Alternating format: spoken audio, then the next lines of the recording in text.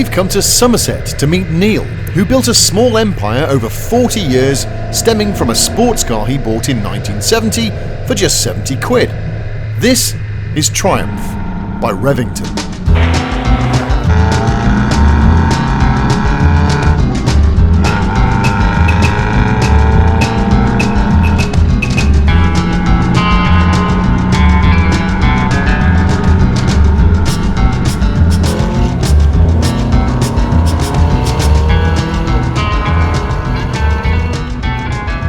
I grew up in Manchester in the southern part, in the housing estates around Wythenshawe, a place called Peel Hall. Went to school there. My parents didn't have a car, which is a surprise considering what I do now. I started my apprenticeship in 1968, and that was in Harefield in Middlesex. At the time I lived in a YMCA hostel, Haling's House it was called, and it was the prescribed place for young engineers in AQD to live whilst serving their apprenticeship. We had bikes that we went to work with, and or even a hearse, but it wasn't long before motorbikes came to the fore, so a matchless in my case, and then some scooters, all of which were odd because they were Triumphs, which is interesting now that we're sitting around all these Triumphs. But it wasn't long, I suppose, when I was 17 that a car was needed, and a Sunbeam Rapier was the order of the day. 25 quid if I remember correctly. Learnt to drive in that, passed my test fairly quickly. I suppose really I wanted to change, and the sports car was would have been ideal, but everything was pretty expensive if you wanted something that actually worked. But Triumphs were cheap, as were MGs at the time. It was 1970 when I bought this TR2, the red TR2 over here, TKR 49 from Robin Swaysland. We were waiting to go up to Harefield for our apprentice prize giving. We were down in the pub, the Nightingale in Denham, having a few beers before we went up to work. Robin put his hands over the back of the sofa where myself and Derek Sharp were sitting and said, "I'm selling my TR2, who wants it?" Derek and I both said yes, but I got there with my 70 quid first. Got it back to the hostel and just used it as my daily transport for a number of years.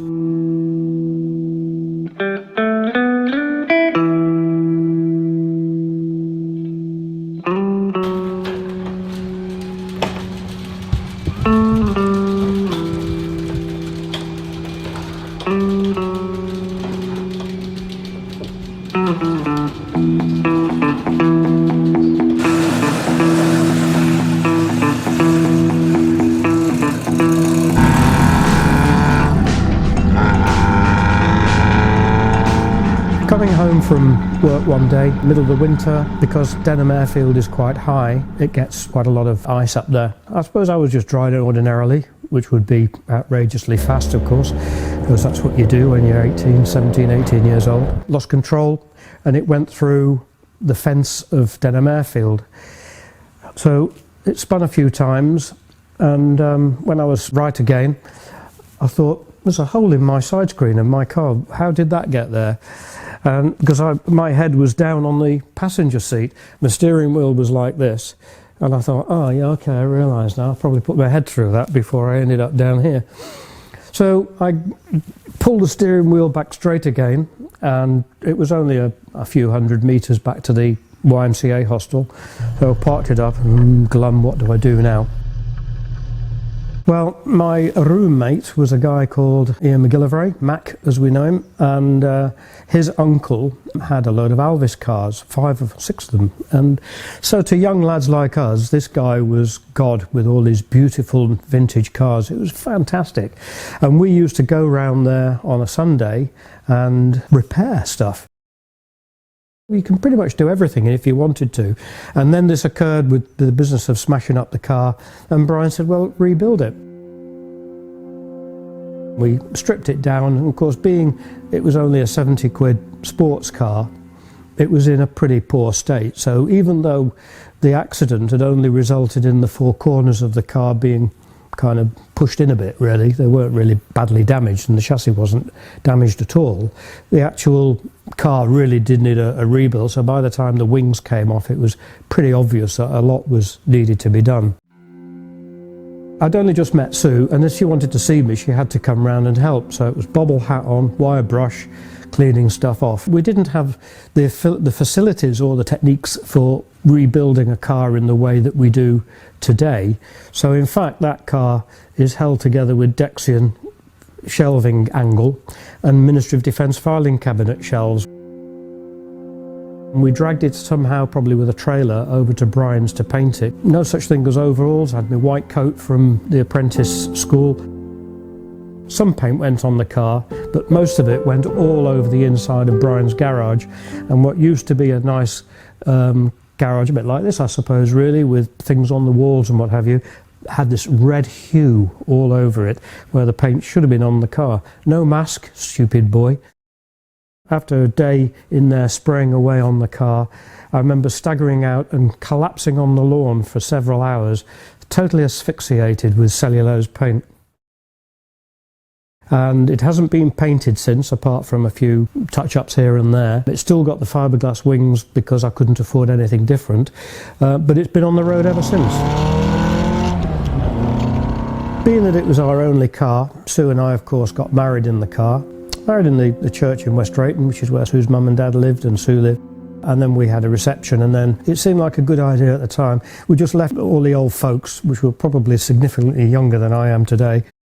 Wedding photos looked like we were actually going away maybe on honeymoon in the car. In fact, all we were doing was shooting back to West Ewell to have a party. We moved to Somerset in 1977. My job within MOD as an apprentice had morphed into actually working for the AQD, which is the Aeronautical Quality Assurance Directorate of the Procurement Executive of the Ministry of Defence. Sounds great. It's just a job. And the idea, of course, with a job like that is you're looking after the quality of whatever the product is, and in this case it was helicopters, because we moved to Somerset and I was working still for MOD but working at Westland Helicopters, which is why we live in Somerset where we are now. There was a situation that arose. Ex-apprentices had been invited back to the apprentice centre because it was being shut down. Sue and I had been away. I had been invited to be a friend's best man on the other side of the world, and we'd sold pretty much everything we owned apart from the TR2 and the house to get over there. And when we came back we were a bit poorly and we were genuinely ill. Anyway, I was told I couldn't go to this reunion, so I told my boss while I was going, and if I had a job when I came back that was fine, and if I didn't have a job that was equally fine. And when I came back I didn't have a job. But you don't get sacked from MOD, you're invited to leave. And so I left. I suppose I'd be mid-20s towards late 20s, and I was still unbelievably naive. But my boss, as I was leaving that day, he said, "Don't worry Neil, you'll be fine, you don't belong here." I had no clue what he meant, but it obviously soon became apparent that it wasn't the job for me. I'd been doing a little bit of work on people's cars because we'd started the local group of the TR Register some years beforehand. This would be about 1980. And I came back from work, and Sue, I can remember standing at the sink in the garden cottage where we lived at the time, and I said, "I've just resigned and this is why." So I've worked out on the way home that with what you earn as an air stewardess, we can just pay the mortgage, and I'll see whether we can repair people's cars. First of all, we just called ourselves TR Spares Southwest. We were very fortunate to have a local Unipart dealer who was quite happy to, if you like, help us out with trying to get old parts. This is before computers, and so we had fiche readers. So I would sit at night with a fiche reader with all the part numbers. If there was a part number for a TR that was available, I thought, well, I'll try ordering that. Well, depending on the part, sometimes I ended up with 10,000 of a part. If it was a little seal, for instance, on the suspension, we ended up with tea chests full of these seals that cost next to nothing at the time, and they were just quite happy to get rid of them. The business started at the garden cottage on Grove Hill in Othery. I neglected to get planning permission for using the barn. One day, we'd been running the business for a number of years, quietly, and a planning enforcement officer rocked up at the door. And he was a great guy, I have to say, because he treated the situation absolutely properly. And he said, "Oh, Mr. Revington, I've just come to ask you a few questions about the business you're running here. Don't say anything." So he said, "I can see you're running a business. Don't say anything. Because I can see you have some gas bottles over there and there are jacks and so on it. Don't say anything." He said, "If you were running a business, I would suggest that you would need planning permission. And as you're on a main road, you wouldn't get planning permission. So I suggest, if you were running a business, don't say anything, that you think about moving fairly smartish." So he left it at that, and I thought, what a great guy. He's made the point without making a fuss about it, and he got the job done, because we certainly needed to find better premises. And then after looking for, well, many months really, a farm came on the market. It was 3 times what the cottage was worth, and we couldn't afford it. But once again, in those days you had bank managers that you could talk to. Real people. You could go and speak to a real person and have a real conversation about what the prospects were for the business and so on, and they would take a value on what you were as a person and what you were going to be doing with the business, with a view to whether they would lend you way over the odds if you were the right person for that loan. So we had a look at this place, and it was fantastic, and I was looking at all of the buildings. "Oh, that's fantastic, we can do this and this and this and this and this." And Sue was saying, "What about the house?" "Forget the house, this is great. You can live in the house, I'll live out here in the barns." In the early 70s, we used to organise sprints and take part in some hill climbs. As a founder member of the TR Register, I suppose I was, to some extent, instrumental in getting involved with motorsport. In fact, the TR Register organised a very early sprint at Goodwood, and we had our knuckles severely wrapped by the RAC as it was then, because we didn't bother to tell them. We just turned up and decided to have a sprint, and they were decidedly unhappy about that.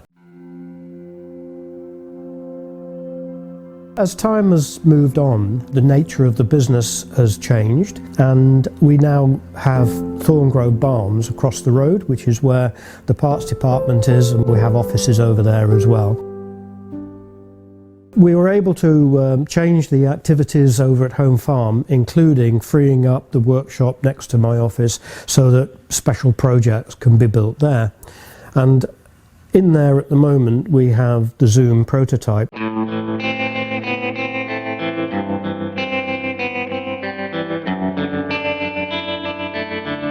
The Zoom predates the TR4. It was designed by Giovanni Michelotti, and it was built in Turin by Vignali. There were 2 cars built, YKV 259 and YKV 260.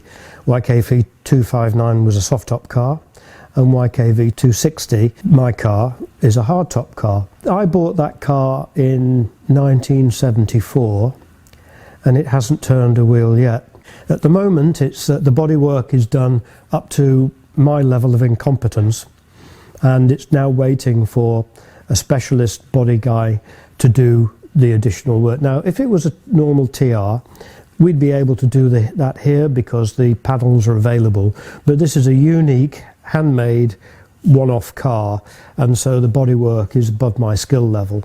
And so in the meantime, I'm going to be building up all the chassis, engine, gearbox and so on, and make sure that's all running, so that when the body is done, we'll be able to slot it all together, and hopefully the car will be done prior to I'm 74.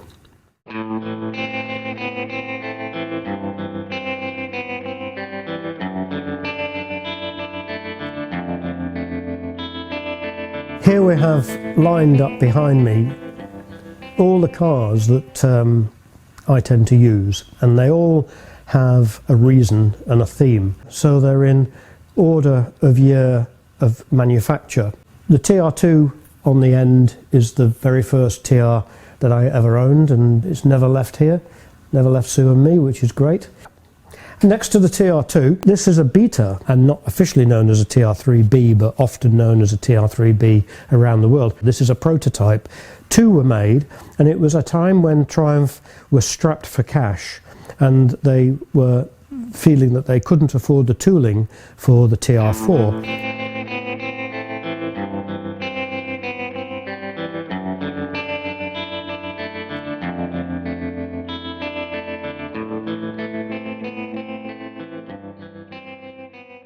Behind me here, it's a Beta, but it's a Beta with a difference.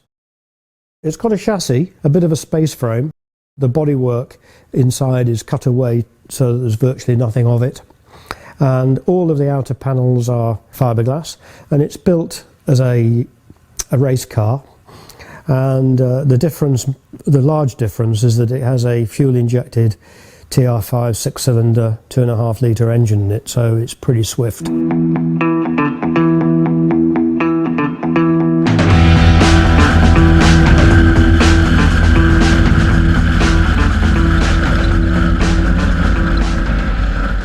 I built it in such a way that in the event that you'd need to do work on it, you can actually access the chassis pretty quickly. So the roll cage is welded to the bodywork. And so all you have to do is disconnect the brakes, disconnect some electrics, take the steering column out, and then undo all the bolts that hold the roll cage to the chassis, and in 20 minutes you can lift off the whole body off the chassis, which makes it very easy to work on engine, gearbox and suspension.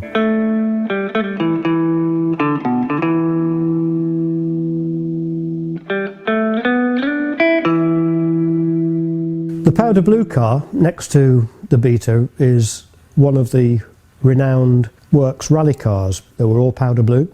There were 4 of them, and they were registered 3VC, 4VC, 5VC and 6VC. Best part of 30 years ago, we were privileged to be given the job of rebuilding 4VC for its owner, Ian Cornish.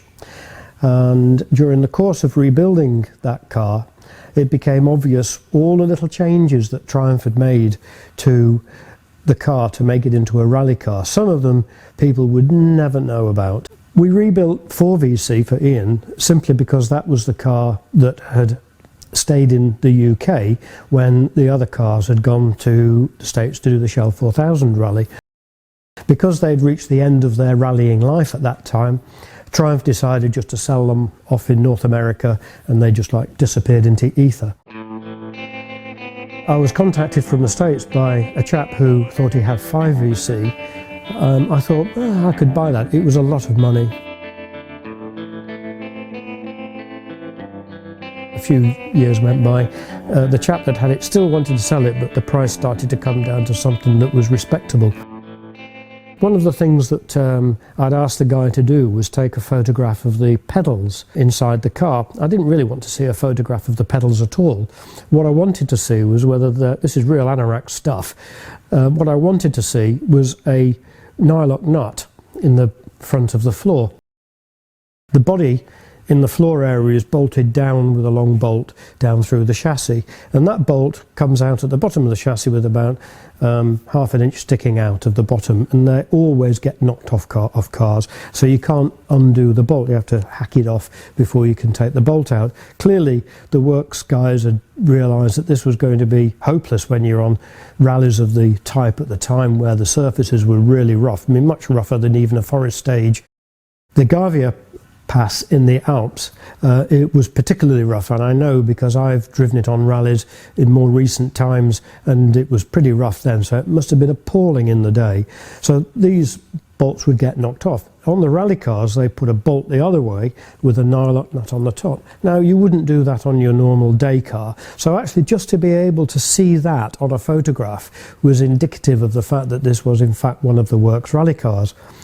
I went over to the States and bought the car and brought it home. It had got lots of modifications to it. The chassis is significantly modified, even down to the prop shaft having different size universal joints and splines in it, as well as having a limited slip diff in the axle. All the suspension was different, the engine was tuned, so there was a lot going on. Weber carburetors, all of the outer skins are all aluminium, so it's quite a unique car.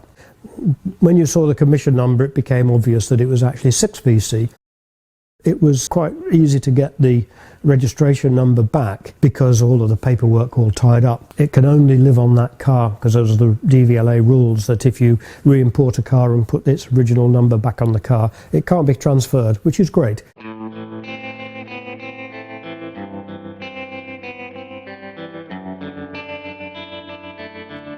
The white TR5 that's next to 6VC is a car that Sue and I have had for a really long time. When we were at the Garden Cottage, we had a blue TR5 that was owned by my then solicitor, and he sold it to us, and it was stolen. Very unusual to have a car stolen these days because they're so well-known cars. What would you do with it? Anyway, it disappeared and we never saw it again. But and this would be what, maybe 85, 84, something like that. And so with the money we bought RYB, YB being a Somerset car, Somerset registration number, so local car, and we've had it ever since. The car has been used as a test bed for things that Revington TR have produced. So, for instance, our overhead throttle mechanism that Revington TR sell as an improvement over the original throttle mechanism. The prototype of our very well respected exhaust system is on that car as well as many other of the modifications that we've produced for the cars. If it's anything to do with a six-cylinder or to do with the independent suspension, then the first one was on that car.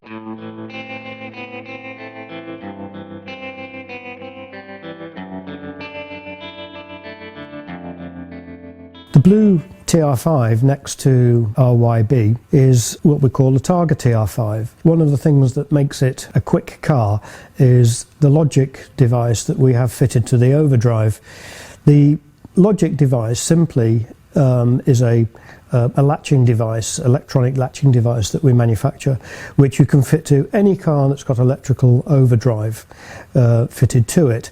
And you don't have to take the car to pieces, you just put it in with the wiring, and instead of having an on-off switch, you have a flick switch, like a headlamp flasher type switch, and you can put that anywhere on the dash or wherever you like it to be, and you will find that all of a sudden, instead of having a 4-speed gearbox, you have a 7-speed gearbox. So you've got overdrive on second, third and fourth. It's actually like having a sequential gearbox. So the way it works is that if you turn the car off, the overdrive comes off and stays off even if you've left it on. And then second gear, say, and you flip the switch, you're in overdrive, you change gear into third and you're not in overdrive. So you don't have to turn it off. Just the action of changing gear will take it out of overdrive. So you second gear, second overdrive, third, and then third overdrive, fourth, and so you've got this sequential effect, and it makes for very quick driving.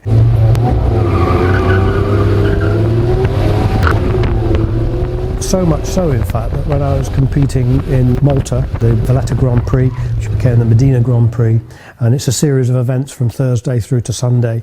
On the very first time I was there, the first part of it is a hill climb, and came back to the paddock, and a fellow competitor came up to me and said, "Have you got a sequential gearbox in that car?" No, but I do have this logic overdrive device that effectively gives me 7 gears. So on a sports car from the 60s, and that's being a 1968 car, to have a 7-speed gearbox is fantastic.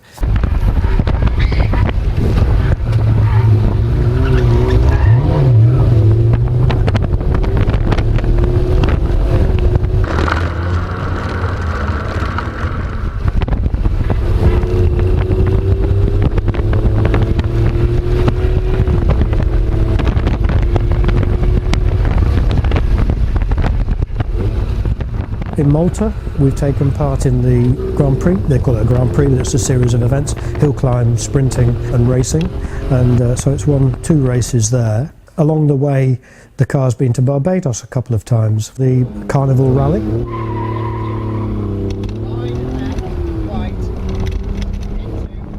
It first went on that event in 2014.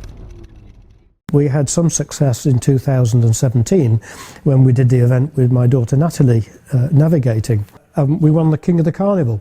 So that's not to mean to say that we won outright. So to make the rally fair, the way you win the King of the Carnival is by being furthest away from number 2 in your class. So we had the biggest gap from the next person in our class.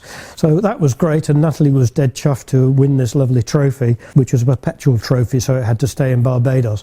But the beautiful thing about that was that Natalie was super chuffed because the name on the trophy next to hers, who won it the previous time, was Jimmy McRae. And so she was dead happy about having her name next to Jimmy's. The USP for Revington TR is about it's quality, but it's also diversity, doing things that other people don't do. We've designed and manufactured an awful lot of components that make the cars more reliable, make them go better, and enhance the driving experience of TRs, and we've been doing that for a number of years. We use a template, as it were, for engine, gearbox, axle. We have our own bespoke wiring loom, which you can use on a rally car, you can use it on a race car. So all of those things come together in this kind of family of cars that we've tried to put together.